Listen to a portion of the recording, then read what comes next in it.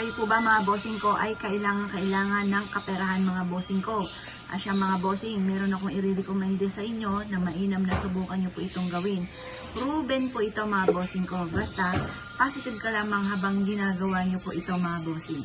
Ngayon pa mga bossing, ganito lamang po ang inyo pong gagawin.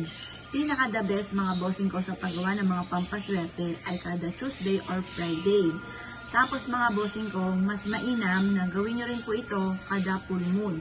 Pero masasabi ko lamang kapag po ikaw ay abala at parang magmamadali ka sa mga araw na aking nabanggit, gawin nyo kahit anong araw. Basta umaga nyo siya gagawin ng mga bandang alas 7 or kaya po, ayun, sa gabi, full moon lang talaga sa gabi. Kasi yung mga gumagawa sa gabi, mga ano po yung gumagamit ng kaliwa. Eh syempre, tayo po mga bossing, hindi kaliwa ang ating hasi. Ang hasi po natin ay pampaswerte. Kaya, tuwing umaga lang po tayo gagawa. Ngayon po mga bossing, ito yung ating asin. Mag-wish ka na mula sa inyo pong puso. Ito po mapapasin nyo na lagi kang iaadyanan kung saan lagi ikaw ay suswertihin. Basta mga bossing ko, gawin nyo po ito at ikaw ay mag-wish na mula sa puso. Halimbawa, huwag kang gagamit na sana. Halimbawa, kailangan ko makabayad sa aking mga pagkakautang. Kailangan ko magkapera kaagad. Ganun pa mga bossing. Gusto ko na magkaroon ako ng maraming pera kaagad.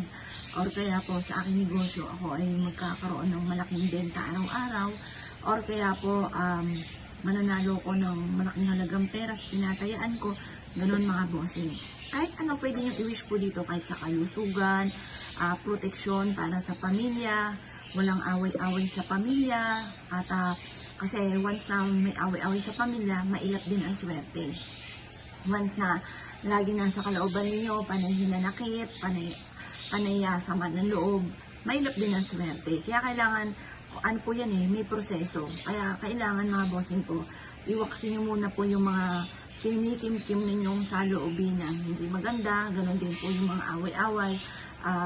Lumayo ka muna sa ganyang sitwasyon para mas maging maganda swerte. Kasi pagka gano'n ang sitwasyon, mas nagiging kayo mga bossing, nape-pressure kayo at nawawala kayo sa focus ng inyo pong mga pangarap. Kaya kailangan, umalis ka muna sa gano'ng sitwasyon. Tapos, positive lamang mga bossing. Mapapansin niyo mga bossing ko na lagi ka naman iaadyan ito ko sa lagi kayo sa swerte. Mag-wish ka nang mula sa inyo pong puso at pagtapos ibilad ito sa sinag ng araw o kaya ng buwan hanggang alas 8 ng umaga kapag ka sa umaga nito ginawa. Kapag naman po full moon, i-overnight natin mula alas 7 ng gabi hanggang alas 8 rin ng umaga. Kasi para dalawa yung swerte. Isa sa full moon, isa sa araw. Tapos mga bossing ko, ilagay nyo po ito sa malapit sa bintana ninyo, sa main entrance ng inyong tahanan. O kaya po mga bossing ko, ilagay nyo po ito sa center table or sa pagkainan kung saan ka nakain. Ako mga bossing ko, kahit pumunta kayo dito sa amin, ang bawat main entrance namin ng aming tahanan, merong ganito, may dahon ng laurel pa, bawang. Ganon din sa aming pong center table, ganon din sa aming pagkainan, ganon din sa aming negosyo. At masasabi kong tunay na napakaswerte, proven mga bossing. Kaya kung ikay isa sa mga naniwala at nais po itong gawin, asya mga bossing, good luck po sa inyo po lahat.